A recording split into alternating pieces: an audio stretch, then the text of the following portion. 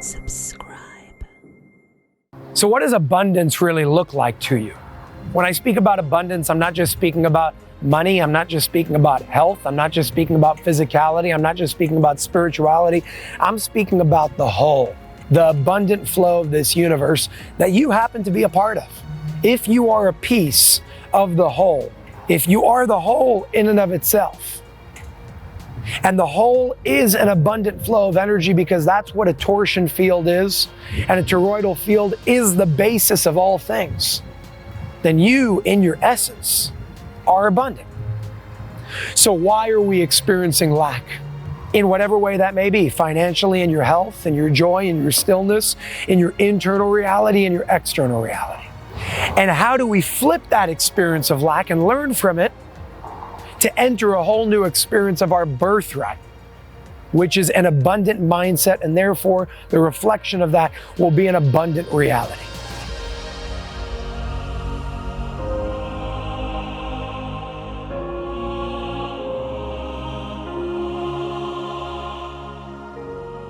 So I want to share a quick little lesson all about the reception, the receiving of spiritual abundance, and how what we think we need to do is actually the opposite. How it doesn't start with the spiritual essence, but it starts with the root of our physical existence, which is our body. So let's say you wanted to reach spiritual abundance. You wanted to obtain and acquire your birthright of where you actually come from, the spiritual essence of absolutely everything. How do we do that? And most people would say, well, prayer, meditation, good deeds, and all those things are extremely important. But how do you get to that point? How do you get to be able to focus on all those things without being distracted with everything else? You see, so long as we're living a physical life in this physical vessel, as human beings, living in society as we know it, having to support our families, our children, our spouses, our parents, having to live in the matrix but not be of the matrix, denouncing that is really something that isn't in our best interest, because we still live here. So the key is finding a way to live in this world but not of it. You all know that quote, meaning we acknowledge the physical and the spiritual to reach the spiritual heights, which is abundant nature in its essence. What we need to do first and foremost is pay attention and take care of the root of our existence in this physical world, which is our physical vessel, our physical lives. In other words, if you're battling cancer, if you're always experiencing dis-ease in your physical body, you're not going to have time to focus on how do I experience an out-of-body experience? How do I help others? Because you need to first be aligned in your experience. You need to be in a healthy state. Your roots need to be strong if you want to reach the canopy of that tree.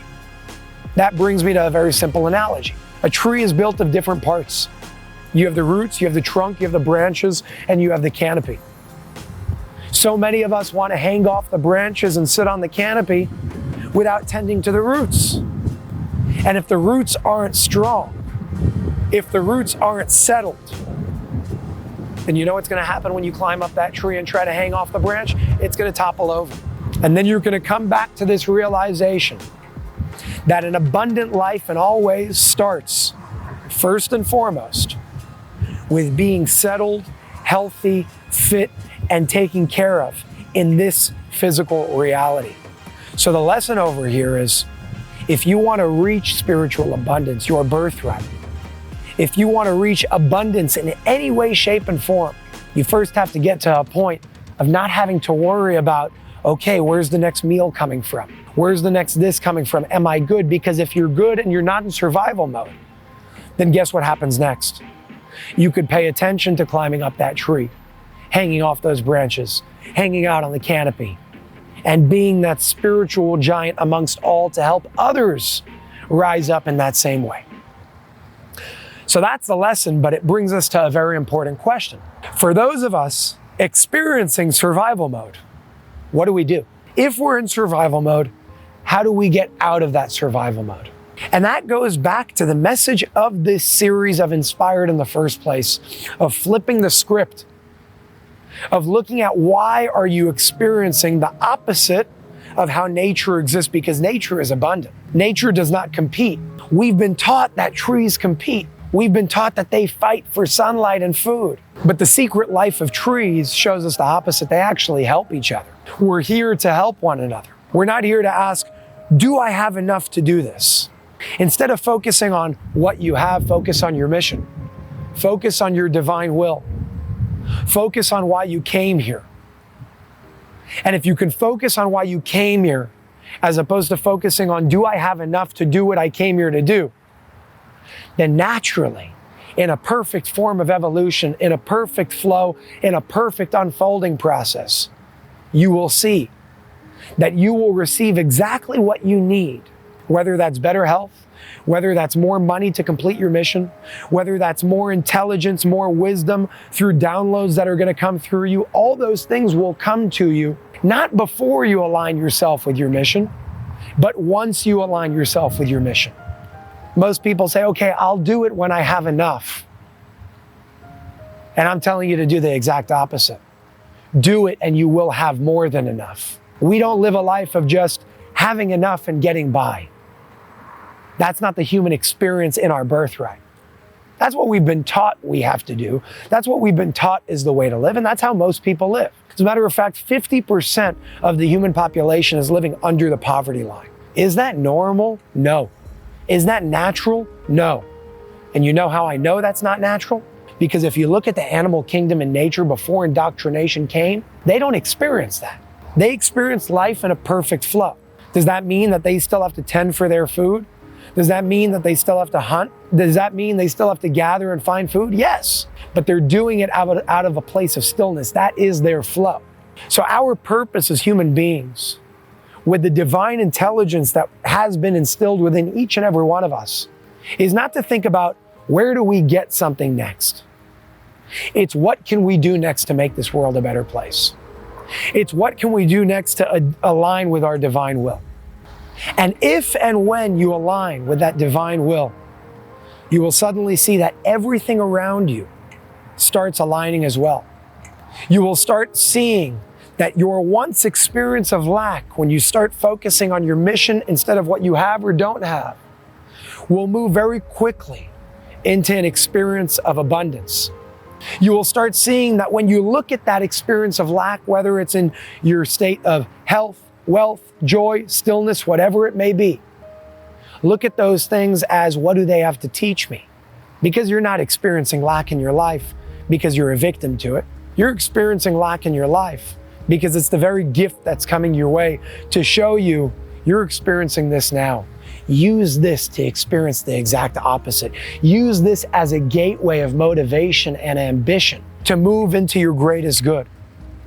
You know, some of the most successful people in the world today came from absolutely nothing.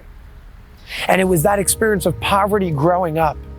It was that trauma of what they had in their family, of my mom doesn't have enough to eat, my brothers and my sisters don't have enough to eat. And they successfully transmuted that experience of lack and poverty into the ambition to do something a whole lot bigger, not just for themselves, but for everybody else around them. So you want to move from lack into abundance in whatever way that looks. Start asking yourself the question, why am I experiencing that experience? What is the lesson? Where is the gift? And most importantly, how can I transmute that gift that's disguised as a trauma, that's disguised as something hard, into the greatest opportunity God has ever given me, into the greatest opportunity life has ever given me. As I always say, and I will continue saying, we are one, we are here, and we are all interconnected to that one source. The purpose of source, the intention of source, is to realize its wholeness once again. And every single experience that we experience as a piece of that whole is to bring us back to that wholeness that we already are. All we have to do is first realize it in the mind, actualize it, materialize it in our physical reality. And we do that by asking ourselves the very simple question of, how do I take this experience that I once thought was very hard for me and turn it into my greatest gift? Abundance is your birthright. Making money is not a crime. There's a trauma around money. Because people look at money and say it's the root of all evil. But is it? Or is it the consciousness of the individuals who wield that, operating into a way where we manifest what we experience as evil? Money can do good, money can do bad. It's the consciousness of the individual using that and wielding that, of how they choose to use it. The reason why I bring up money in this particular topic is because in this material world, we do need it to continue moving forward. We use it to help ourselves, to feed our families, and to feed others. You don't need a lot of it.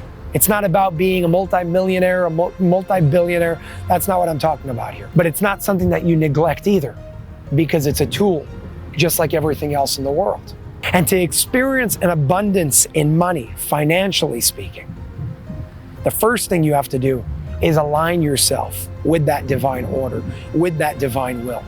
You will receive exactly what you need if you align yourself with that divine will, because that alignment means that you will use that tool in the proper way. And those who don't create a karmic cycle that they will deal with at some point. We're here to inspire the masses to use all the tools at our disposal, at our fingertips, in the right way. Money is one of those tools.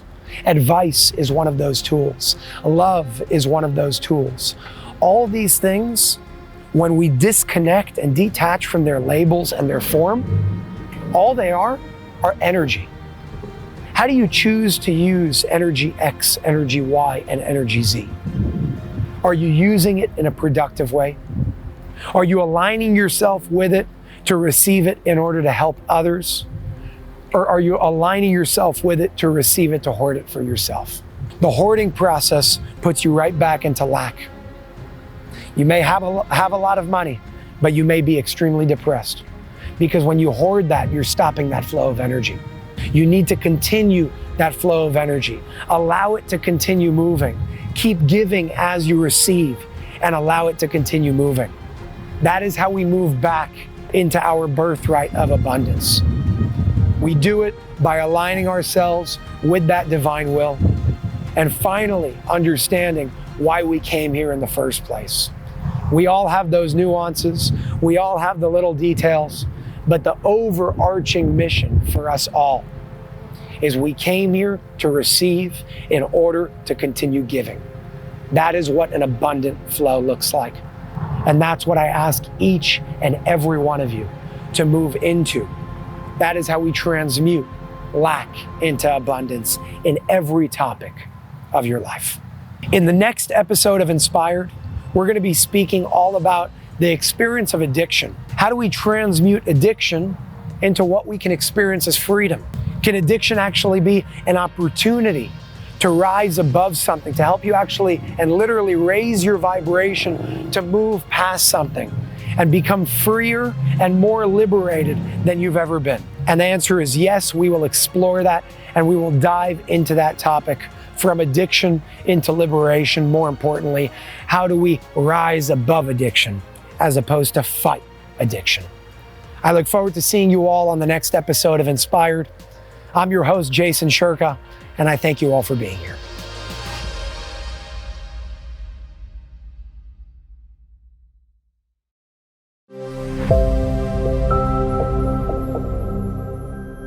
Subscribe. Hey, thanks for watching this video. There's so much more I'd like to dive into, but unfortunately, we can't do that here thanks to the heavy censorship efforts from Big Tech. If you want to explore this topic further, you can dive deep by accessing our entire uncensored library on unified.tv. There's a link in the description below this video if you want to check it out. A membership to Unified TV gives you unlimited access to hundreds of uncensored podcasts, investigative journalism, documentaries, films, and content that was once available on major streaming platforms like Netflix, but is now banned from the internet. For just $14.99 a month, which is less than $1 a day, you get access to it all. Your subscription also helps keep the platform running free from censorship and corporate influence. Please consider supporting us and enjoy all of our unfiltered and thought-provoking content in return. Thank you very much, and I will see you on Unified TV.